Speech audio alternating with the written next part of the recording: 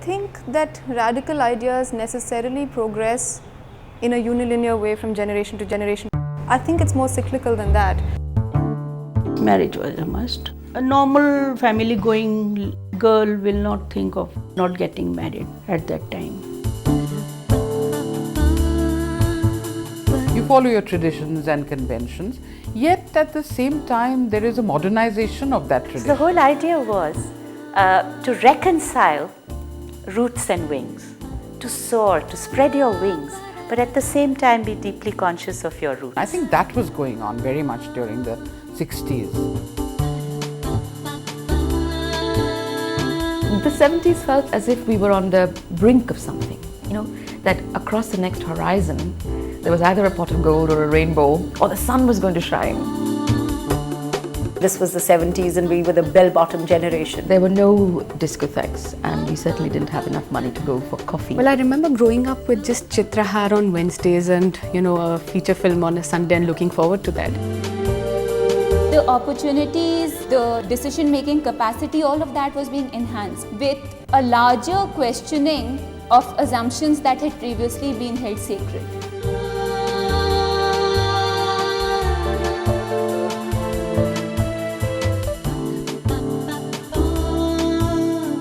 I think in the last 40 years, 50 years, women have moved ahead in the head. It's nothing to do with style, presentation. They've moved ahead in the head. I think what empowers women the most in my experience is mobility and being able to say no to violence. My daughter's generation is a much more practical, focused and confident generation. We were groping, we were unsure, we were romantic and idealistic, maybe slightly woolly-headed.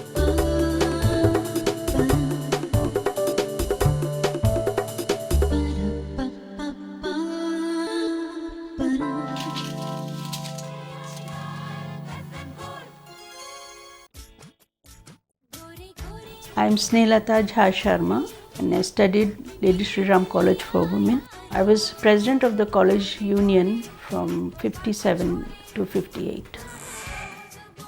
I used to participate in all the activities of the college. Teachers couldn't think of doing anything without me. They had so much of confidence in me. All the work had to be done after the college. So naturally I had to stay very late in the college. There was no problem of security. I could travel in a taxi without any fear. I didn't study further. I had a feeling that I won't be allowed to work after marriage. 19 was the graduation age. So after that, most of the girls used to get married. Marriage was a must. I did not meet my husband before marriage. I had a very great confidence in my parents and brothers who used to love me so much. I knew that whatever they will do best for me.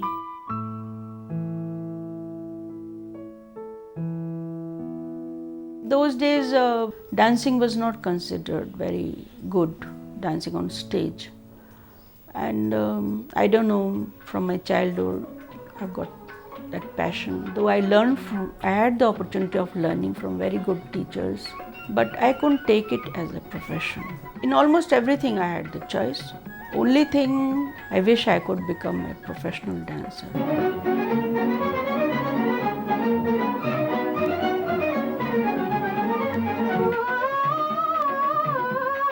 Meena Kumari was my favorite actress, and among the actors, I think Devanand was very popular among all the girls, and mostly melodious songs we used to like at that time.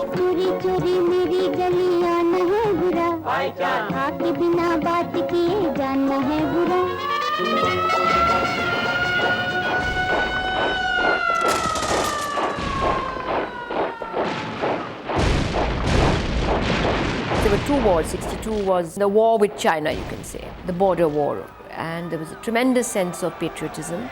We were always all knitting these balaclava helmets and hearing about the troops and how the troops had been without enough warm clothing and things. And the other was when we just about were finishing college, just finished college, was the war with Pakistan. So these were the two landmarks, I would say.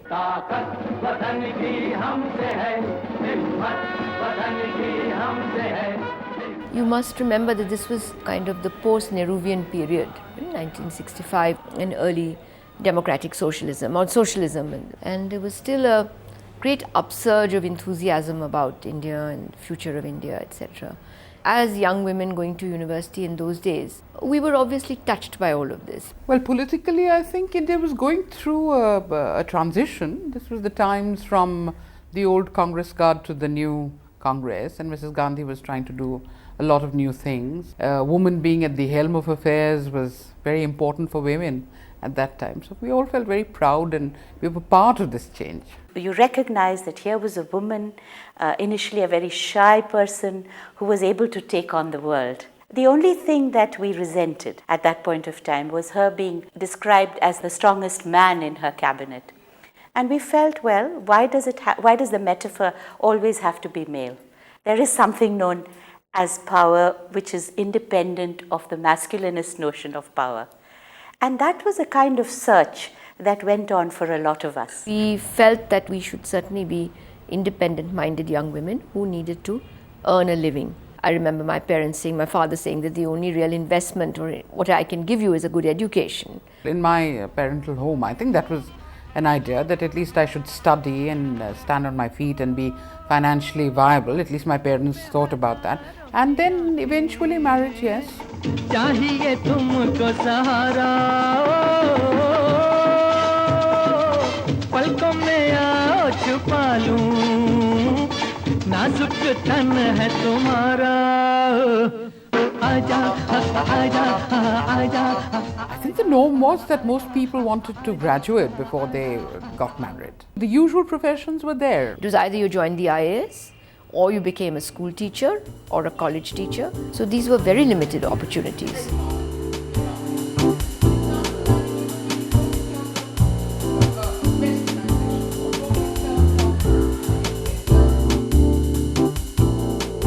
In 1969, it was no different from any other year. And you're young, it's great to be young. The 60s and the 70s are supposed to be a revolution in music, so we were like flower children, So it was the soul and the rock, the hippies.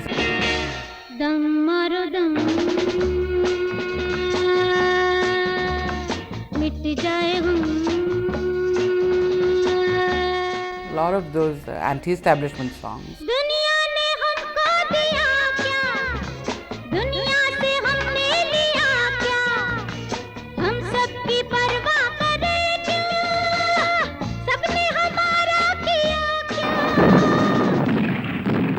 Pakistan launched a full-scale war against the Pakistan Air Force suddenly struck at our airfield in Amritsar, Pathankot, Srinagar, Avantipur, Uttarlai, Ambala and Agra. First of all, I think the big thing for everybody was the aftermath of the 71 war and the creation of Bangladesh. By the 6th of December, the Prime Minister announced in Parliament to an excited House that India had recognized the government of Bangladesh. Several of us were on quite a high in terms of the role that India had played. There was a lot of activity around collecting money, collecting goods, collecting stuff for the refugee camps. Politically, Mrs. Gandhi was very much in power. I think those were part of her glory days. I think we were young at a time when the nation was young. We were pushing back frontiers. It was a whole, protest number. The Bob Dylan, Joan Baez and all the rest of it. A lot of things were opening up. The fashion statement that you wanted to make were bell-bottoms. There were careers of models, choreography, sound, light, audiovisuals, television, film and radio that had opened up to women, and many of us were fighting to be there, out there. We were brought up to believe that we would get married and have children. I was absolutely hell-bent on working. But at the same time, I think as a generation, we wanted to prove that we were capable of doing more. Working would mean financial independence, and financial independence meant freedom.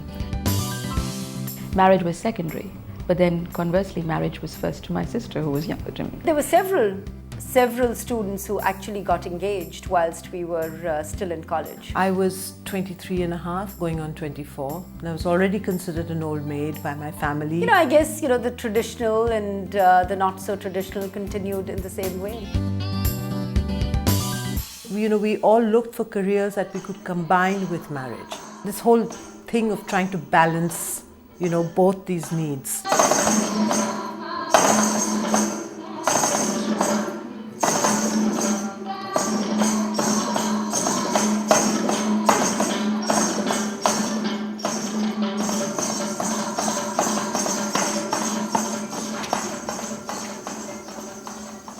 Well, my parents were sort of not very sure about it, mainly because journalism was a fairly low-paid job. My grandmother was appalled. She kind of had this impression, that journalists are slightly debauched people, late nights, too much drinking, too much womanizing. My parents were very concerned about my reputation because here was a woman who was doing stuff on late-night television, because that's when the English programs were, who was doing Yuvani and All India Radio. The family complained that respectable girls did not go to All India Radio. My mother, who had a beautiful singing voice, was not allowed to sing on All India Radio. I mean, I remember going for interviews to large multinationals and being told, well, we've just called you for an interview. We don't think women can make it in sales and marketing. For example, when I joined Cadbury's, the biggest dilemma for the head of HR was that there wasn't a separate loo for the women managers, because they had a loo for women,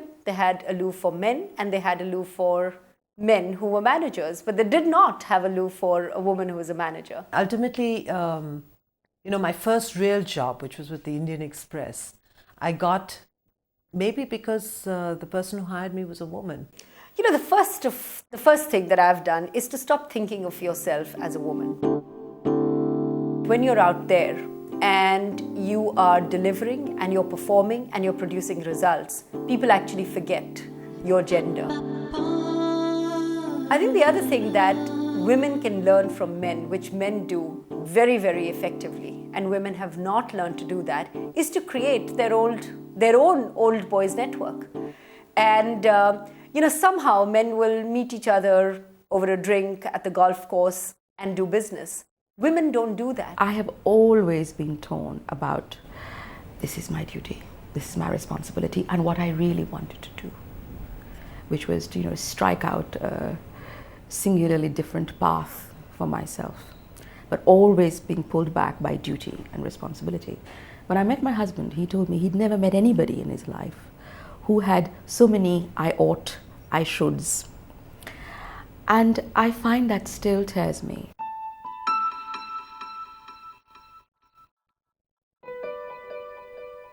I always loved to paint, and the reason why I didn't go to art college was because it was no kind of profession. If you could go to a proper college, you didn't go to art college. It was only when I felt my work was appreciated and I knew that I would be painting anyways. So it took a long time to choose art as a profession because it was economic suicide. I thought to myself, if worse comes to worse, I'll marry rich. But if you want to do what you want to do and you want to be an artist, there's no way you can marry rich and be all right, because you need even more freedom. You can't do social things. You can't fit in. You have to let yourself be. And you have to have that little space, time. So you need somebody who's not stifling anything in you.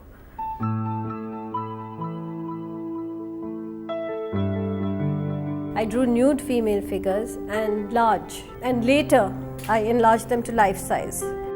I drew from my sister. I worked using her body, but she was my sister and we'd quarrel, and then I would have no model.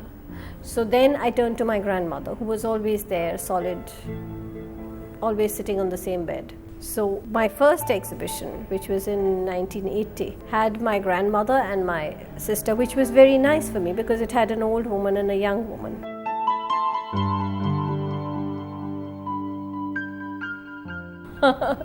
My father said, Husaain paints horses. And someone else says, does something else. Why didn't you pick up an animal? People asked me why I was painting the woman nude. Because in a way it's also anti-feminist, because the body is exposed. And I would always say that I'm painting the inner state, the natural state. So where do clothes figure in that? I think there are lots of things involved. Now when I look back, at that age, I felt very restricted. We didn't have parda, but it was like that. You know, you don't do this, you don't do that, you don't go here, you don't go there. So for me, art and my studio was one area where I brooked no interference. There was nothing that was taboo. I could be whatever I wanted to be. I could do whatever I wanted to do. As I get older, I realize how change is so inevitable and politics is so important. It can influence everything.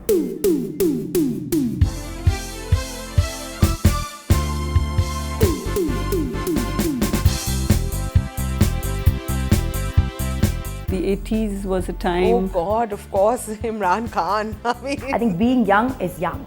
There are those hormones you've got to deal with. It was like the hottest thing. I don't know any girl who had not had a complete crush over Imran Khan. People did chartered accountancy, people went into banking, people went into advertising. People were looking at MBAs and jobs and things like that. The few who were. But I'd say 90% was looking at marriage. I think many of us were and are in search of something that would be meaningful. So I think the message coming from the home was also to make you economically independent. Suddenly, third year, somebody would come with their chura and somebody else would come with their chura. And that was like all the time, then the long discussion of marriage. Last time you got stuck on this side, my mum.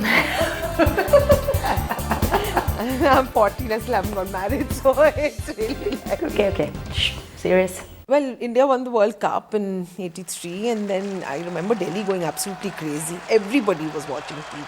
Everyone was talking about it. So there was a kind of pagalpan.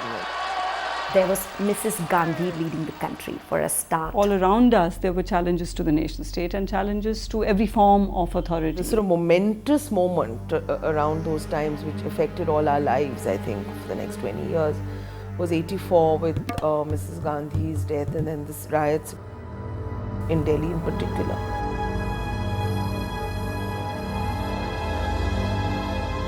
That was the time when we were reading about demonstrations outside homes where women had been killed for dowries. So that was really the beginning of quite a strong, vocal, articulate women's movement in the city. The other thing that one did hear about is women going out, working, really the beginnings of people working in the rural areas. A lot of churning was happening, a lot of things were happening within the community for gender equity, etc. I knew that I had to do something exciting with my life.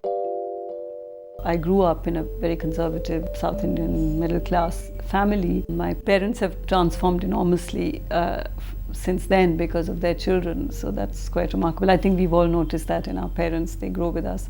But when I was in college, every step was a bit of a battle, and my mother was very clear that I should do more than just get married. She wanted me to get married, but she had always wanted to have a career which she couldn't because it just didn't make sense in her time. There's a poem called On My Mother's Body, At My Mother's Body, where she remembers that her mother gave her a whole conventional wisdom, but yet, and this is the line that I remember, you sang another song, sweetly subversive like wine. So that's what I think many Indian mothers do. On the one hand, they want to keep you as conventional as possible, but at the same time, because they have not had the lives that they wanted, they are unconsciously singing you a sweetly subversive song. So I think both these things were going on simultaneously. Come home before dark, don't do this, don't do that, but don't ever just get married. Most of us hear that subversive song quite early in our lives.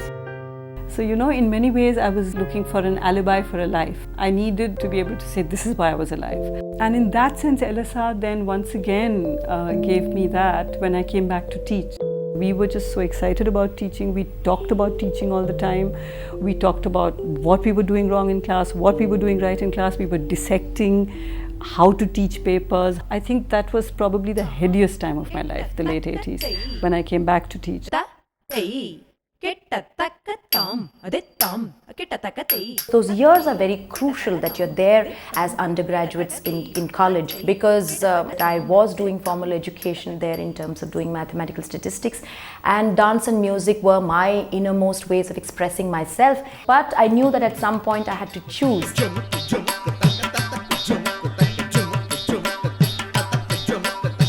there are no retakes in dance. You've got to get it right the first time on stage.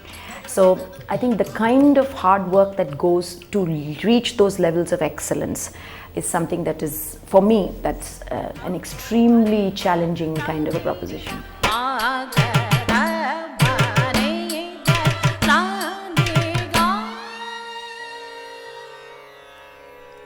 I left from Delhi and sort of grudgingly, I'd say at that point, went to the US.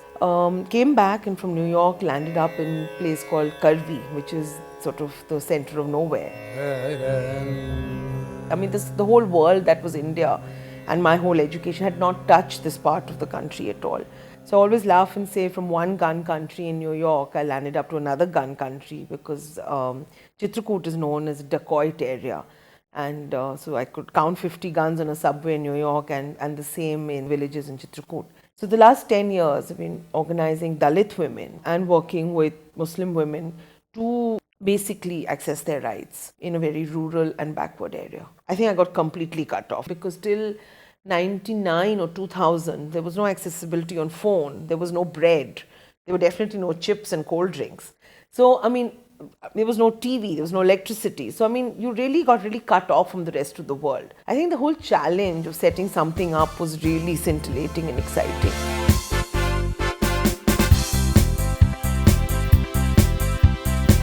There was one section which would wear saris and come to college, and then micro mini types also. Most of us we were clean and we were dressed. No spaghetti tops, yes. Love Story. Love Story was Kumar, Gaurav, and I think we must have seen it at least 5-6 times. I don't know for what. Looking back, I think it was such a silly film. Well, there was Amitabh Bachchan, whom you couldn't kind of touch. I like the young Shashi Kapoor, but by then he was not so young. Of course, Rekha. Amitabh, certainly. You know, if you ask me now who's hot, I'm more able to say as if oh my God, John Abraham is really hot. I like Saif. I think Saif is very underrated for both his hotness and his acting. Oh yeah, I can go on now about who's hot.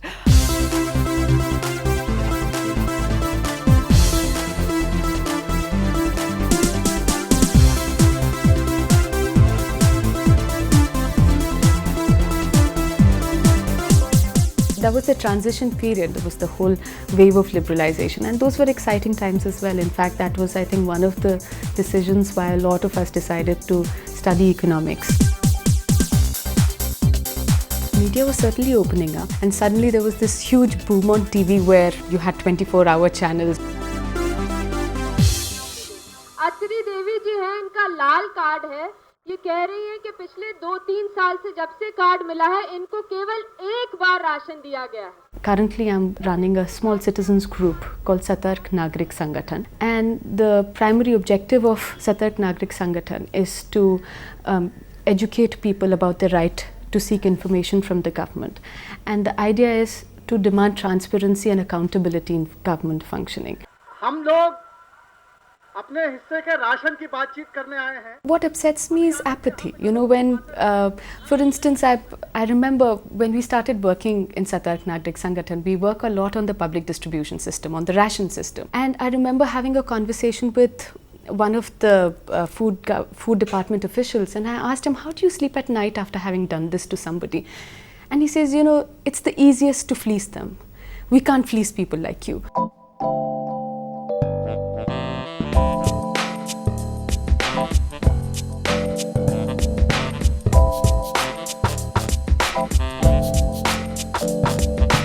We didn't have the pressure of having to make careers immediately, having to earn a certain amount of money. Perhaps we were one of the last generations that had the luxury of just sort of going through college, being quite clueless and studying the subject simply for the love of it. Ethnic minorities, third world women. But now, most of my students have been summer interns, they know what they're going to do. Many of them are taking very, very difficult competitive exams. We relied on our teachers far more than the students do today, because they have access to so many multiple sources of information. They are far more willing to question received knowledge, and I think that's a positive change. I'm perhaps the last generation that sort of missed being brought up on cable TV. It entered my life when I was 15 or 16. So I had a childhood which was almost entirely devoid of television, which is something that sounds really quaint. The rate of change has quickened. The kind of changes that we've seen as a country in the last 15 years, liberalization, globalization, privatization, they have been fairly far-reaching.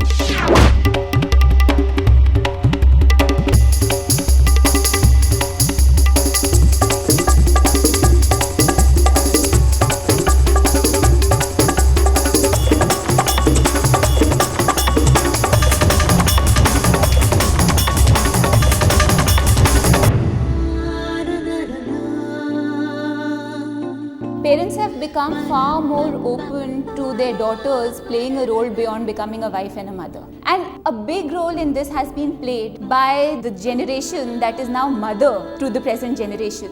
Well, my mom got married when she was 17. She went into marriage like a lot of women from her generation, which is a kind of, a touching sort of faith in their parents' ability to choose somebody good for them, and a great amount of faith in their husbands. It just happens to be this enormous coincidence that barring one of my friends from school, most of them are unmarried, and I'm talking about 10 or 15 friends and acquaintances in my larger circle. And I think it might be a generational thing actually. I mean, I think we don't have that faith that our mothers did. On the other hand, we have perhaps far more faith in our ability to negotiate the world on our own, and feel that perhaps we don't need a partner, and we might choose to have a partner at some point, but it doesn't feel like a necessity anymore.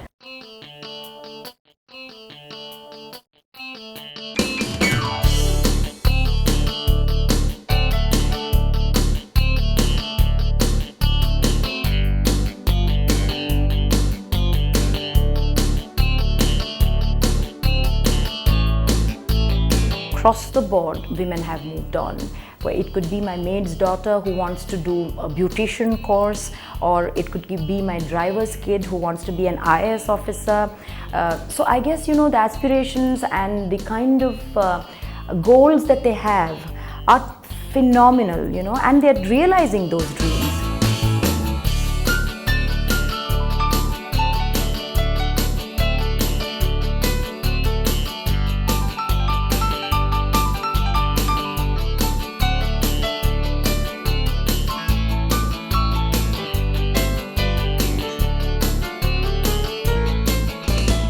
Today, what I find most shocking is women who choose to be in relationships where they're not respected. I feel the real challenge for women today is to be able to engage with the political in a manner in which they redefine the metaphor of power in the public space. They must enter the public space, but they must do so on their own terms.